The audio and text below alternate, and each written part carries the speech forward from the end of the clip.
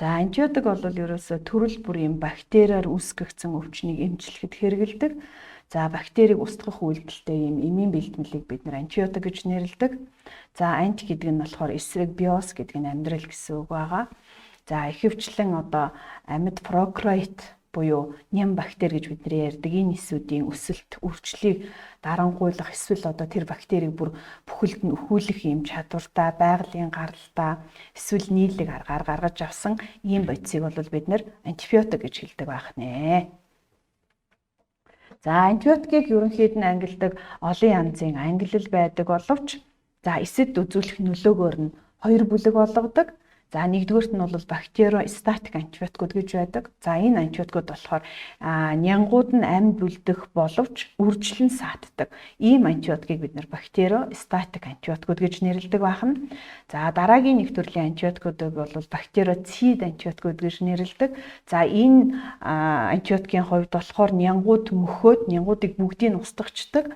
За ингээ устгахаар мэдээж нянгийнх нь одоо үлдэгдэл хэсгүүд нь биеэс зайлуулагддаг. Ийм төрлийн антибиотик байвал бактерицид антибиотик гэж нэрлэдэг байх нэ.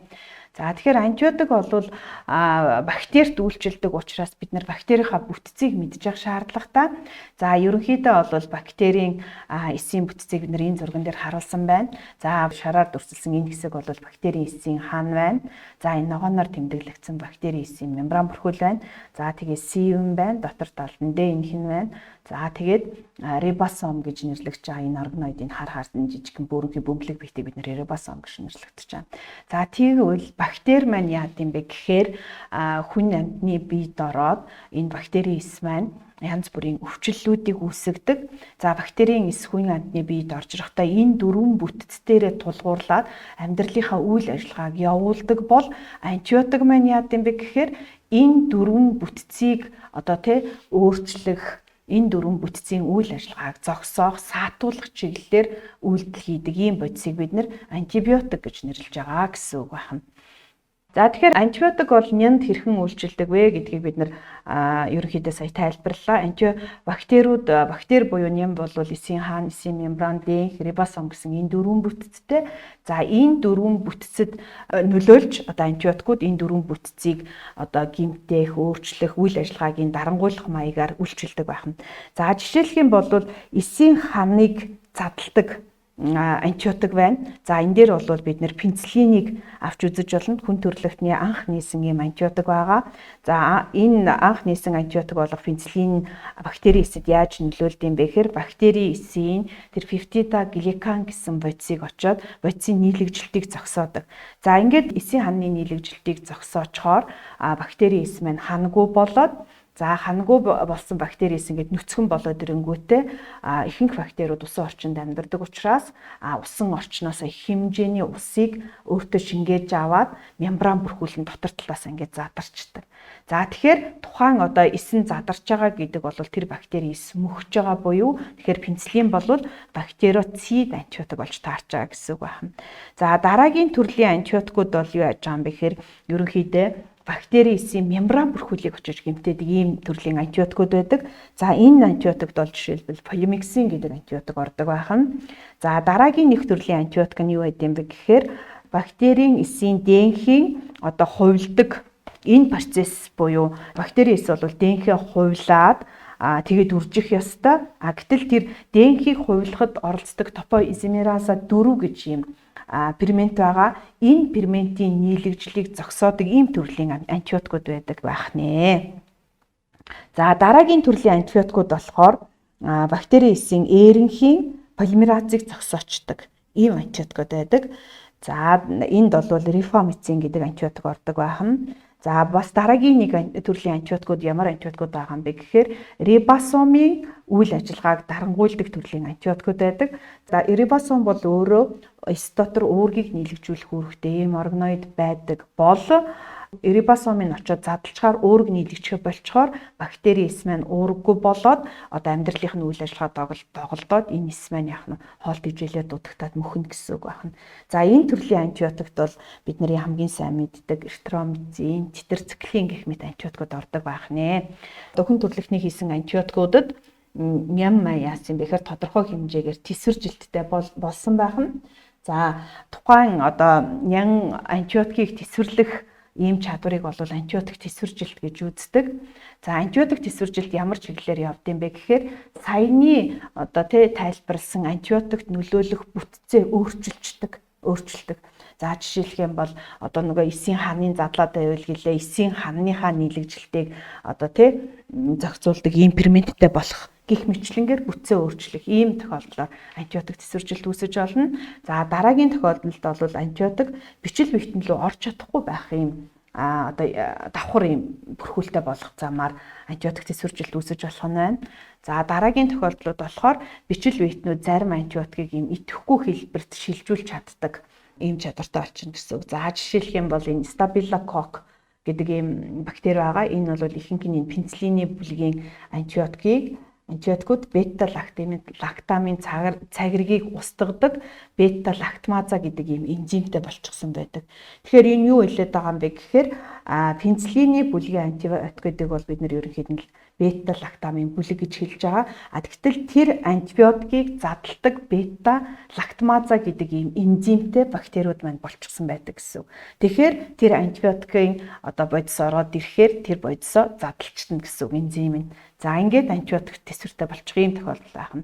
За дараагийнх нь болохоор энэ антибиотикийн генийн мутацийн үр дүн жил биетнүүдийн бодисын солилцоо өөрчлөгдөд за өмнө дарангуйлагдаж байсан ургалууд одоо бичил биетнийг үхэл хүргдэггүй ийм одоо боломжтой болж ирнэ. За жишээлх юм бол энэ зурган дээр харагдаж байгаагаар энэ бактери эцсийн плазмид дээр нь одоо антибиотикийг тэсвэрлэдэг ийм гентэй болчих юм бол одоо энэ жижиг шар хэсгийг бол бид нэр антибиотикийг тэсвэрлэдэг ген гэж үзэх юм бол за энэ нэг бактери маань антибиотикийг тэсвэрлэдэг гентэй болчоор дараагийн үе удамдаа антибиотикийг тэсвэрлэдэг генээ дамжуулна гэсэн үг хуваагдаад үржигтэй. За ингээд удам дотроо ингээд дамжуулж байгааг бол бид нэр босоо чиглэлийн одоо антибиотик тэсвэржилтийг босоо чиглэлээр дамжуулж байгаа гэж үздэг. Гэтэл бактериуд болохоор яад юм бэхээр хоёр өөр зүйлийн бактериуд нөгөө пилигээрээ холбогдоод плазмидээ солилцох ийм тохиолдол байдаг. За жишээлбэл одоо энэ Staphylococcus төрлийн бактериуд өөр төрлийн бактеритай холбогдоод энэ плазмидээ солилцох явцад энэ нь антибиотик тэсвэрлэдэг тэр генийг өөр зүйлийн бактерид нэвтрүүлэх юм бол энэ нь хөндлөн чиглэлийн дамжилтаар одоо бактерийг тэсвэрлэдэг генийг дамжуулж байгаа гэж үздэг байх нэ. За ийм замаар антибиотик тэсвэржилт үүсдэг гэсэн үг байх нэ. Жил биетний антибиотикийн нөлөөг эсэргүүцэх чадварыг бол бид нэр антибиотик тэсвэржилт гэж нэрлэж байгаа. За антибиотик тэсвэржилтийг байгалийн болон олдмол гэж ангилдаг.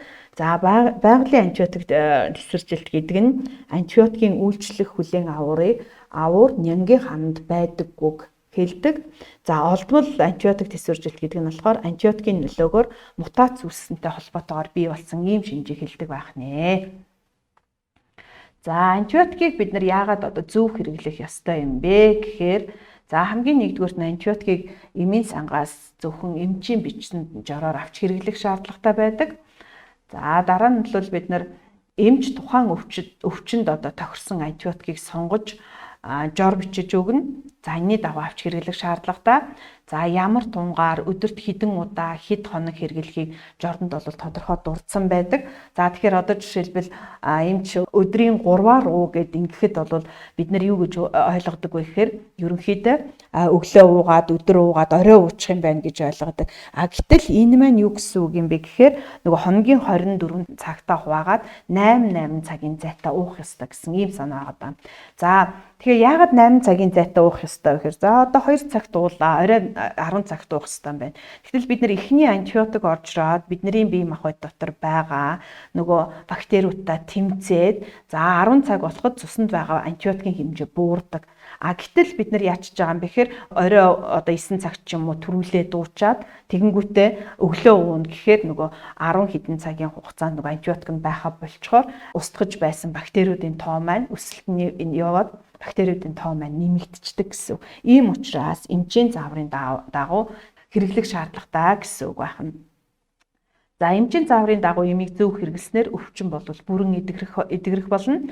За бид нар ерөнхийдөө бол энэ хүмүүсийн одоо дунд байгаа нийтлэг алдаа бол яад юм бэ гэхээр эмч эм бичиж өгөөд за эм бичээд өгөөд ерөнхий өвчнийхэн шинж тэмдэг одоо 5 хоног уугаараа гэхээр өвчнийхэн шинж тэмдэг 3 дахь хоног дээрээ болоод гайгүй болоод ирэнгүүт нөгөөт гэмээ уухаа болчдөг. Энэс үүдэлтэйгээр антибиотик дасал буюу антибиотикийн тэсвэржилт ихээр үүсдэг байна. За ийм учраас та хэрвээ антибиотик хэрэглэхдээ бактериор үүсгэгдсэн өвчнөөр өвчлсөн бол эмчэд үзүүлээд эмчийн зааврын дагуу эмээ бүрэн гүйцэд цаг хугацаанд нь зөв уугаад 5 хоног уугдсан бол 5 хоног уугаад тухайн эмчтэй очиж үзүүлээд за тэгээд одоо идэгсэн байна гэх хүртэл эмээ уух шаардлагатай гэсэн үг байх нэ. За антибиотикийг буруу хэрэглэснээр гарах сөрөг үр дагаврууд бол нэлээд их байдаг. За жишээлбэл энэ буруу хэрэглэсэн тохиолдолд тухайн өвчний шинж тэмдэг нь бүдгэрч болдог. За дараа нь тухайн өвчнийг оншилоход одоо төвөгтэй болдог. За тухайн өвчин архагшиж болдог. За түнгийн бас одоо хэтрүүлэн хэрэглэх ийм тохиолдлууд байдаг. За энд одоо түн хэтрүүлэн хэрэглэсэн тохиолдолд ашигтай нянгууд устдаг. Бидний бие махбод дотор байж идэг одоо биднэрт хэрэгцээтэй юм ашигтай нянгууд маань тэр чигээр устдчихдаг байна. За бас дээр нь ашигтай нянгууд нь устчаар давхар нөгөө хамт байжсэн мөөгөнцөр вирус гэсэн бичил биетнүүд нь одоо тааламжтайгаар үржээд энэ өвчлүүд нэмэгдэх хандлагатай байдаг. За гүйцэд одоо бүрэн хэрэглэхгүй байх юм бол эмчилгээ ерөнхийдөө дутуу хийгддэг. За мөн өвчин үүсгэгчний антибиотиктай дасалтай болдог. Дараагийн удаа тэр антибиотиктай дарагдахгүй гэсэн үг байх нэ. За бага тунгаар удаан хугацаагаар хэрэглэх ийм тохиолдол. За энд бол антибиотикийн дасал үүсдэг. Яг нөгөө антибиотик маань бичил биетэндээ очиж нөлөөлөд устгахгүйгээр одоо бага тунгаар орж ирээд байхаар антибиотикт тухайн бактери маань дасалтай болдог гэсэн ийм үг байна. За эмчийн зааваргүйгээр өөрөө дуур мэдэн буруу хэрэглэх ийм тохиолдол бол маш их байдаг. За энэ тохиолдолд антибиотикийн дасал үүсэх, за ижил бүлгийн адил антибиотикууд бол таны биед одоо дараа нь өвчин тусах юм бол үйлчлэхгүй байх юм тохиолдлууд үүсдэг байх нэ.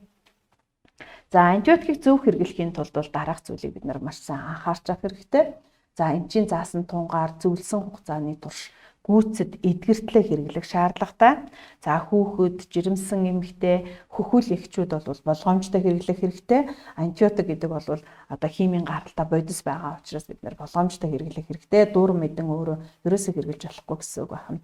За танд ямар нэгэн антибиотик таардаггүй бол эмчид үзүүлэхдээ заавал би энэ төрлийн антибиотикийн харшилтаа энийг ухаар ингэдэг гэдгээ хэлж явах шаардлагатай. За бас мөн антибиотикийн мэдрэх чанараа үзүүлээд өөрт тохирох антибиотикийг бид нэр хэрэглэх хэрэгтэй. За мөн бага насны хүүхдийн гар хүрхээргүй газарт за эмийн хайрцагт заасан нөхцөлд нь хадгалж сурах ёстой гэсэн үг байна. За тухайн антибиотикийг уух боломжтой үед тариагаар хэрэглэх шаардлагагүй. За зөвхөн янгаар үүсгэгдсэн өвчний үед эмчийн зөвлөсөн антибиотикийг л хэрэглэх шаардлагатай. Вирусээр үүсгэгддэг өвчнөд бол антибиотик нөлөөлдөггүй. Энийг маш сайн мэдчих хэрэгтэй. За бас мөн дараагийн нэг юм бол эмчийн заавраа харж зөв хэрэглэх шаардлагатай. За арьс сулаах, тууралд гарах, захтнах, амьсгаад авчдах зэрэг шинж тэмдэг илэрх юм бол эмчид даруй хандаад тухайн антибиотикийг зогсоох юм уу өөр антибиотикоор солих маягаар одоо эмчилгээгээ цааш нь үргэлжлүүлэх нэ. За хугацаанд дууссан антибиотикийг бол мэдээж хэрэглэхгүй. Хугацаанд дуусчихж байгаа бол эмийн бодис учраас танд аюултай гэсэн үг байна нэ. За антибиотиктай холбоотой юм асуулт даалгавар байна. Антибиотикийн нянг устгах буюу өсөлтийг хязгаарлах нөлөө үр дүнгүй болохыг антибиотик твчил гэдэг. За антибиотик твчилд хүргэх хүчин зүйлийг сонгоно гэсэн ийм асуулт даалгавар байна. За энэ дээр шаардлагагүй үед ойр ойрхон хэрэглэх, шаардлагатай үед эмчийн заавраар хэрэглэх, за биеийн байдал сайжрахад тунг дуусгалгүй орхих, эмчийн заасан хугацаагаар бүрэн тунг хэрэглэх, за зохисгүй тунгаар дур мэдэн хэрэглэх гэсэн ийм өгөгдлүүд байна. За тэгэхээр бидний асуулт бол антибиотик твчилд хүргэх хүчин зүйлийг сонгоно гэж байна. За тэгэхээр энд бол нэгдүгээр өгөгдөл буюу шаардлагагүй үед ойр ойрхон хэрэглэх. За биеийн байдал сайжрахад нөгөө ууж байгаа антибиотика тунгаа дуусгалгүй орхичдаг ийм тохиолдол байна. За тэгээд зохисгүй тунгаар дур мэдэн хэрэглэх зэрэг нь антибиотикийн твчилд хүргэх үндсэн шалтгаанууд болдог байх нэ. За антибиотикийг зөв хэрэглэхийн тулд анхаарах зүйлсийг аль мөрөнд зөв илэрхийлсэн байна вэ гэсэн ийм асуулт олгор байна. За A, B, C, D гэсэн 4 өгөгдөлтэй. За антибиотикийг зөв хэрэглэхийн тулд анхаарах зүйлсийг аль мөрөнд зөв илэрхийлсэн байна вэ гэсэн өгөгдөл байна, тийм ээ. За мэдээж өөрөө дур мэдэн хэрэглэж болохгүй гэж үзсэн учраас энэ өгөгдөл бол биш ээ гэд бид нэр хоошоо одоо харах шаардлагагүй гэж үзээд хувилбарыг бол орхий. За эмчийн заасан тунгаар мэдээж хэрэглэх энэ бол зөв өгөгдөл байгаад байна. За тэгэхээр энийг хоош нь эргүүл харахаар заасан нөхцөлд хадгалах гэхээр зөв өгөгдөл байгаад байна. За уух боломжтой үед тариагаар хэрэглэхгүй байх. Тэгэхээр энд бол Б хувилбар дээр бол 3 мөрөнд байгаа хэсэг маань гурлаа одоо зөв мөрийг илэрхийлсэн байна гэж үзээд Б-г сонгоно гэсэн үг байна. За C, D хоёр дээр бол бага насны хүүхдийн гар хүрхээргүй газар хадгалах гэдэг бол зөв өгөгдөл байгаад байна. За уух боломжтой үед тариагаар хэрэглэхгүй байх гэдэг бол бас зөв өгөгдөл байгаад байна. За тунг хэтрүүлэх гэдэг чинь их тунгаар хэрэглэх гэж байгаа учраас энэ C хувилбар бол биш ээ гэсэн үг байна. За D хувилбар дээр нь болохоор заасан нөхцөлд хадгалах, за бага насны хүүхдийн гар хүрхээргүй газар хадгалах, өөрөө дур мэдэж хэрэглэх гээд энэ 3 дугаар багамд байгаа хэсэг дээр л өөрөө дур мэдэж хэрэглэх гэдэг нь антибиотик хэрэглээний буруу хэрэглээ байгаа учраас бидний өгөгдлийн хувьд бол B хувилбар нь зөв өгөгдөл байх нэ гэж сонгох нэ. За ингээм амжилт хүсье.